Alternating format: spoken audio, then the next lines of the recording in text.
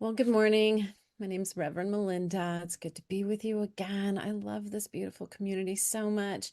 And it just happens to be our theme is love this month. How amazing is that? And today's title is I Was Made for Loving You, Baby. Like we were talking with Tamara. I can't not sing it. I just can't. And and this is it's so perfectly timed, right? This theme.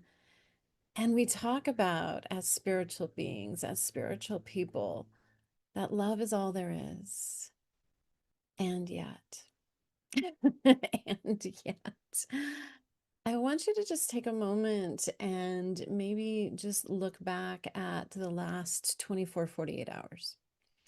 And I want you to think about what was the most loving thing you did? What was the most loving thing you did? And when I think back, the first thing my mind goes to is all the loving things I didn't do, like all the things that were not loving.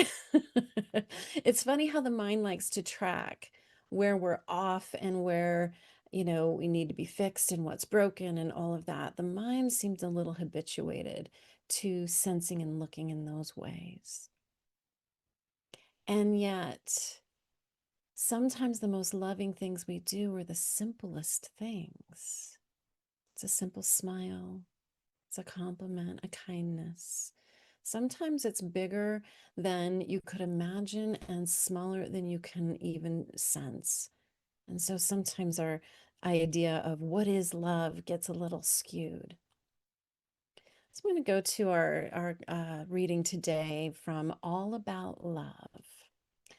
Spiritual life is first and foremost about commitment to a way of thinking and behaving that honors principles of inner being and interconnectedness.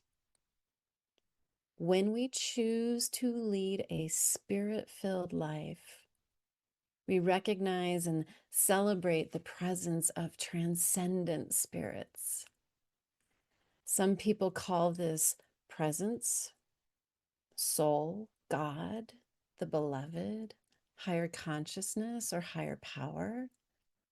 Still, others say that this force is what it is because it cannot be named. To them, it is simply spirit moving in us and through us. A commitment to a spiritual life necessarily means we embrace the eternal principle that love is all, everything, our true destiny. Despite overwhelming pressure to conform to the culture of lovelessness, we still seek to know love. That seeking is itself a manifestation of divine spirit. Just allow those words to settle in you and allow them to create an alchemy within you that is beyond the mind and beyond the doing. It is really this surrendering of the deeper truth. And that last line to me is really what just wraps it all up is when we go out, when we look for love, whether it's with a partner, whether it's through a project, whether it's through service, or whether we're going in meditation, that seeking, when we're looking for it, when we're seeking it, when we're wanting it, when we're taking those action steps to get it, that's actually spirit within you seeking itself out in other ways, in other beings, in other connections, in other expressions. There was something that happened when I read that statement.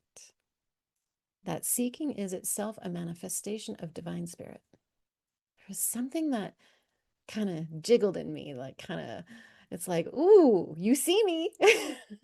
Because I don't know about you. I've had interesting relationship history, and I could look at it and I could judge it as just, I've said in the past, it's a bit of a trail of dumpster fires. I could say that, but I don't want to say that anymore. Because what it was the spirit within me wanting to seek out and experience itself in an interaction with another person, in a relationship, in a business. There's something about that recognition, that spark of love, of wanting within us, that desire, when it is seeking it out. Maybe that's more than a loneliness. Maybe that's more than just a wound that's seeking to be healed. What if? What if it's that spirit within you that is you, that is continually, effortlessly, forever, endlessly seeking itself out? I think that is a fascinating, interesting way to perceive. And with that, when I look at it through that lens, that spirit's moving through me to find itself out there in other people and other circumstances, then my judgment of the relationships and the challenges and the struggles softens completely. It's almost like it just dissolves. And I have such love and compassion for the versions of me that allowed spirit to pull me into those moments, into those situations, into those relationships, because spirit was seeking itself out. It's so profound. From Science of Mind, Richer Living, Ernest Holmes says, when we let the love that is within us go out to the God who is in all people and the divine presence that is in all things, then we are loving God with all our heart and with all our soul and mind, because we are recognizing that the spirit within us is the same spirit that we meet in others. This is loving our neighbors as ourselves. You know, the master teacher said, love your neighbor as you would love yourself. And I think right now that we have so much self-loathing and self-criticism and self-judgment that we are loving our neighbors with self-judgment and loathing and criticism. But there's something about that. Again, Ernest Holmes is just saying the same thing. That spirit within us, that divinity within us is looking to love itself in other people. And yet we have our human experiences and we have our woundedness and we have our opportunities to grow within ourselves. Can you look back over the last 48 hours and see acts of loving, acts of kindness in the smallest of gestures?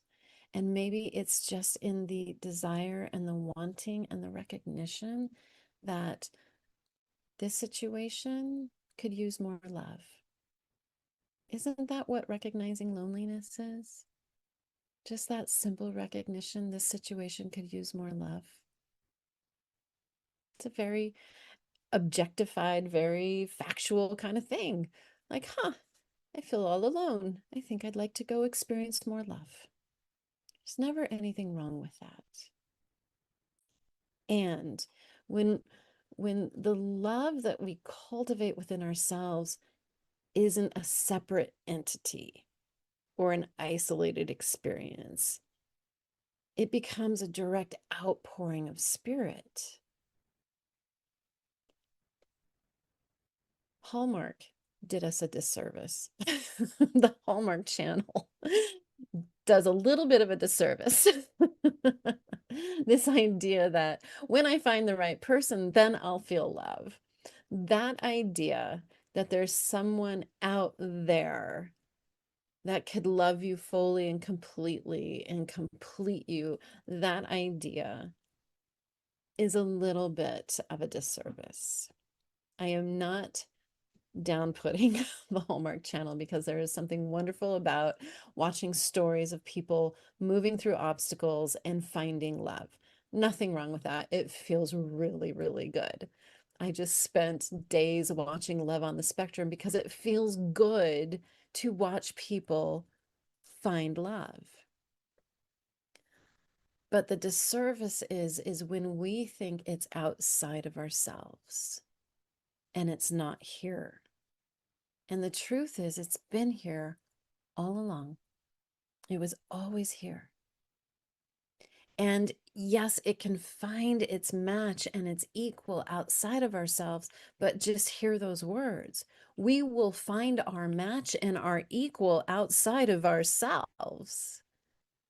So when there is a lack and an emptiness in here, guess what we're going to find out there?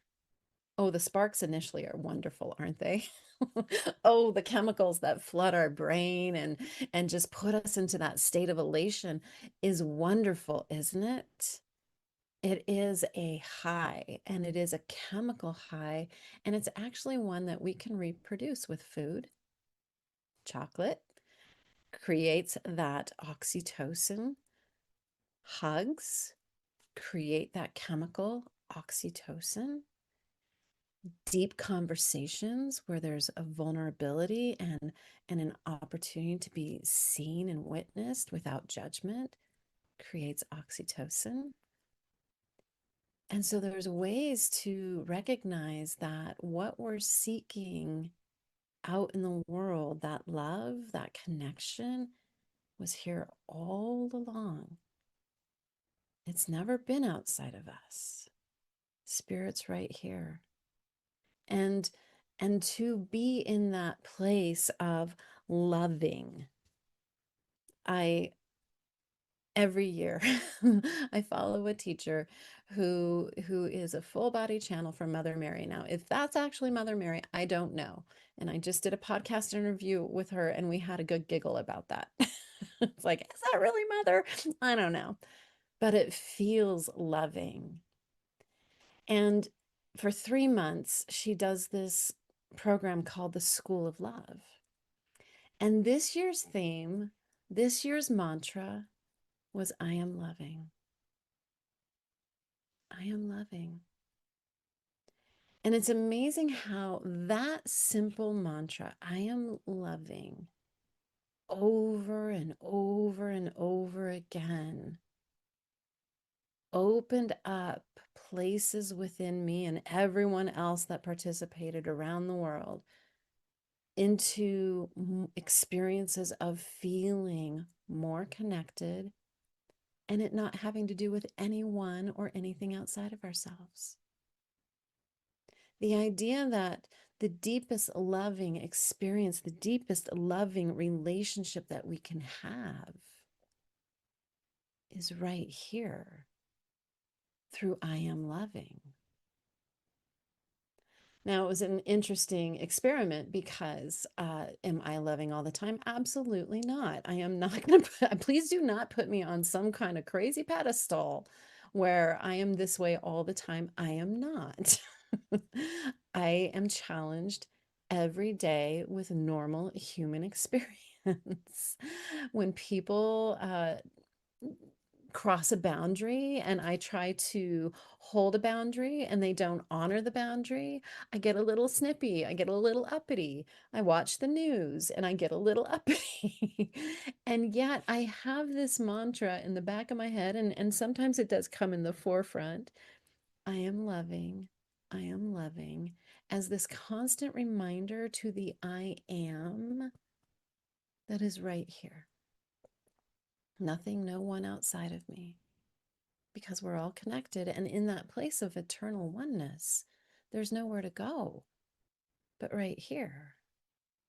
And there's nothing, no thing out there that is any different than what's right here. And to practice I am loving is an interesting experiment. And I'd invite you to do this as an experiment to just notice what happens when you recognize I am loving. Because you might begin to start to see where you're not so loving. It might start showing up. It's like, oh, huh, that little conversation I'm having in my head about that situation and that person where my feelings got a little hurt, that's not very loving, but I am loving. And so if I am loving, then how would this conversation be different? It's really about being willing to align ourselves fully, wholly to this idea that we're living a spiritual life, we're living spiritual principles, and we need to allow them to change us. And sometimes, like cats on a screen, we're just holding on to our old ways. We're holding on to these ideas of I'm right, you're wrong. I'm good, you're bad. Holding on like a cat on the screen. And this year's theme, open at the top. Sometimes we have to invite in, which is a little bit of a paradox. We have to invite in spirit to help us do it differently, see it differently, be more aligned to who we want to be and how we want to be. So truly, truly, if we're open at the top and we recognize, oh, wow, Melinda, that's not so loving. Then there's someone, something greater that I'm a part of that I can tune into and access right here within myself and say, this isn't how I want to be. And I need help. And I need guidance. And I need support.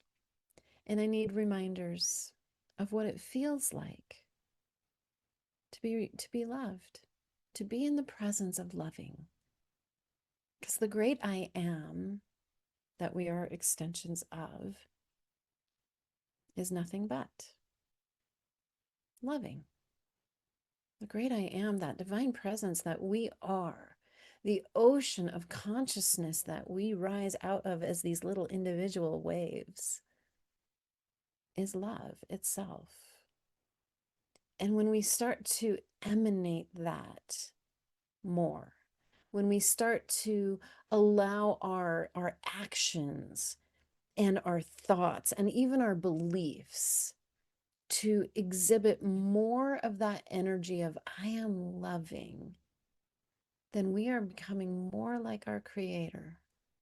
We are becoming less separate from that because the Creator, the divine presence itself, is love. And if we're extensions of that, then anything that is unlike that, love, is actually not part of the divine. It kind of makes the mind glitch a little bit because I thought all things were God. I thought it's all God. Well, yes, it is. And humans made things that are not of God. War, illness, all those things. We don't need to go into a shame spiral for our creations, but we do get to take responsibility for them because we as human beings chose to live separately from God, from the divine, from spirit, from source. We forgot that this illusion we're living of separation is just that. It's just an illusion.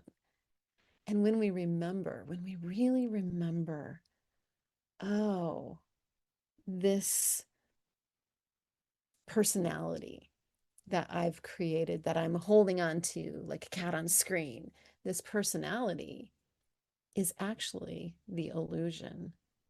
And the reality is this beautiful extension of loving consciousness. That's the truth. And we get to live the illusion as long as we want because we are here by free will. How wonderful is that? That's exciting. And because we have free will, we can, by choice, choose something different. I've had some interesting experiences in my life, and one of them was, I'm not going to go into strong details, but I had a stalker and it frightened me greatly. And since then, I'm very alert to my home and my property. And when things around my property start getting moved, it activates that internal fear a little bit. And when I moved here to Arizona, I live in this beautiful community, and they are helpful and they want to just help each other. And it's a senior community, which is weird for me to say. But so that lending, helping, loving, um, community neighborly thing is, it's just everywhere here. And I noticed my trash cans on trash day were getting moved after the trash got picked up, and that unsettled me. And it really got me quite pissed off. I was not pleased. I didn't receive it in the way that it was intended. It was intended to be helpful, to be neighborly. I received it as my stalker's back and he's messing with me, and oh no. This went on for weeks. My trash cans would get moved. I don't know who's doing it. And one day I saw the neighbor. I saw who was doing it. And I was fuming and I was stomping around my house like, who are you to come into my yard and touch my... I was having a right proper tantrum. And then the mantra came back. I am loving. I am loving. Confrontation has not been my forte. I don't do it well. I'm getting more and more practice at it. I'm getting better at it, but it scares me. I don't want to hurt people's feelings. I don't want my anger to come out and take over. It feels scary. It's vulnerable. It brings up all sorts of insecurities and sense of worthiness. It's a lot. I am loving. I am loving brought me the courage to go have a conversation. I am loving brought me into that place where I trusted and I leaned into spirit heart. I'm like, you need to do this conversation. I don't know what I'm going to say because I'm lit up. I am loving brought me out to the street to meet my neighbor. I'm a recluse, so that's new. I am loving brought me to a conversation that was calm, that was kind, that was compassionate, that was considerate, that really came from a place of, hi, my name's Melinda. We haven't met. I noticed you're moving my trash cans for me. Thank you. I am loving. Didn't expect that to fall out of my mouth. Here's some information you don't know about me, stalker. And when things around my home start moving, it activates that within me, and I don't feel safe in my home. So as kind as your offer is to help me with my trash cans, I'd ask that you please not. And she's like, oh, no problem. I was just trying to be helpful. I am loving was what transmuted that interaction into something that was beyond what I could have ever imagined. I am loving is who you are, this extension of the divine. I am loving is a deep truth mantra that can carry you through your day, through the hardest of interactions, when you watch the news, when you're in that place of really playing out the illusion of separation of us and them. I am loving brings you back to the deepest place of kindness and compassion. I invite you to take this into your week and do a little experiment. Just start with I am loving. Let it permeate your thoughts. Let it infuse itself into your actions. Invite it to have the conversation for you and watch what's possible. Let's go into a prayer. So as we go back in, we recognize that divine presence, that I am. I am the all of the all. In the back of all things is the presence of the divine, the spirit, the creator, the sacred, the holy. We go back into that place of remembering unity and oneness, wholeness and allness. That never was there separation, never could there be separation. Only within our own perception do we live out that illusion. And in this moment, we recognize it as that. And we come back to the truth. That power, that presence, that is the all of all, the great I am. We are that. And there never is, never was, never will be any separation. And so, through the power of my words, I know I claim in this moment that healing is happening for each and every one of us on this planet. That we are being called every day to bring this beautiful practice of I am loving into everything we do, everything we see, every situation that we bring our awareness to. Because what we observe has the power to change everything. I know I claim that energy moves based on how it's observed, and I know that we collectively can step back to the I am loving and observe the tension, the chaos, the harm, the hurt, the despair. We can embrace it with love, because love heals all things. It dissolves the illusions. It brings us back to truth. It brings us back to the wholeness. And for this time, for this community, for these beautiful words that have moved through me, I am so grateful. So grateful. I release this knowing it's done, knowing I am loving is permeating the world, lifting us up, bringing us back into the truth of our wholeness, our allness, our oneness. And I allow it to be. And so it is.